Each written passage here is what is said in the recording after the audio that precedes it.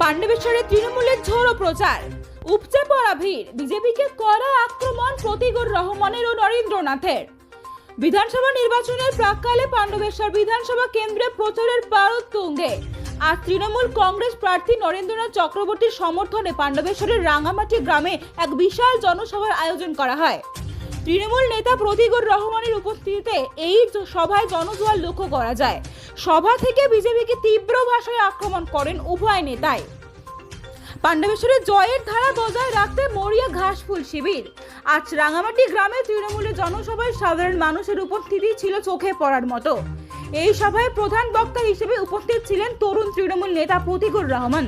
তিনি বলেন, মানুষের স্বতঃস্ফূর্ত সাড়াই বলে দিচ্ছেন মানুষ উন্নয়নের পাশেই আছেন। আজকের এই নির্বাচনী প্রচারে প্রতীকুর রহমান বলেন, আমি পশ্চিমবঙ্গের বিভিন্ন জেলা ঘুরেছি। দক্ষিণ 24 পরগনা থেকে শুরু করে মুর্শিদাবাদ, বর্ধমান, সর্বত্রই মানুষের মুখে একটাই কথা, তৃণমূলই জিতবে। পাণ্ডবেশ্বরে নরেন্দ্র দাস সারা বছর মানুষের পাশে থাকেন। তাই এখানে লড়াইটা জেতার জন্য নয়, লড়াইটা হলো জয়ের ব্যবধান কত বেশি হবে সেটা নিয়ে। আমরা আশা করছি 50,000-এরও বেশি ভোটে এখানে তৃণমূল জিতবে। অন্যদিকে প্রার্থী নরেন্দ্রনাথ চক্রবর্তী বিজেপিকে তীব্র আক্রমণ করে জানান, বিরোধীরা নির্বাচনের সময় এলেও তৃণমূল সারা বছর মানুষের সুখে দুঃখে পাশে থাকে। বিজেপির কোনো বিভাজনের রাজনীতি এখানে কাজ করবে না। সভার উপচে পড়া ভিড় তৃণমূল শিবিরের আত্মবিশ্বাসকে আরো কয়েক গুণ বাড়িয়ে দিয়েছে। পাণ্ডবেশ্বরের এই নির্বাচনী যুদ্ধে শেষ হাসি কে হাসবেন তা এখন সময়ের অপেক্ষা। যে লড়াই, তার লড়াইয়ের নাম হলো প্রতীকুর। বাংলার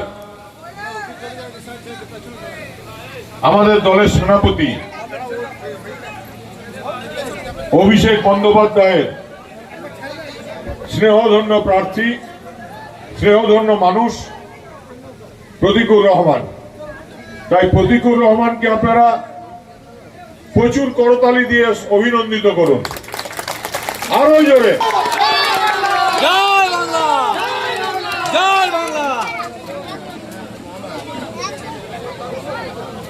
এখনো পর্যন্ত কতগুলো বিধানসভাতে ঘুরলেন এবং কতটা প্রভাব খারাপ পাচ্ছেন?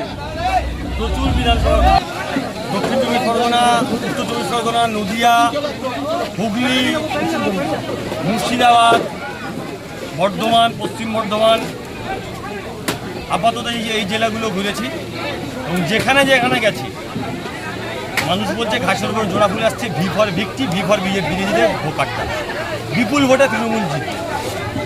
আজকে পাণ্ডবেশ্বর বিধানসভায় প্রচার করলেন, কতটা? দেখুন, এখানে তো জিত কনফার্ম। নরেন্দ্র এখানে সারা বছর থাকেন, 5 বছর 8 থেকে 80 সবার সঙ্গে থাকেন, মানুষের সুখে দুঃখে থাকেন। এখানে নির্বাচনে আমার শুধুমাত্র নরেন্দ্রের সঙ্গে দেখা করতে এসেছি, প্রচার করতে আমি আসিনি। এখানে নরেন্দ্র সারা বছরই প্রচার করেন, ফলে জিত সময়ের অপেক্ষা। আমাদের টার্গেট এখানে কত ব্যবধানে জিতবো আমরা, 50,000 ব্যবধানে জিতবো আমরা। বিরোধীরা যতই চেষ্টা করুক এখানে কিন্তু করতে পারবো।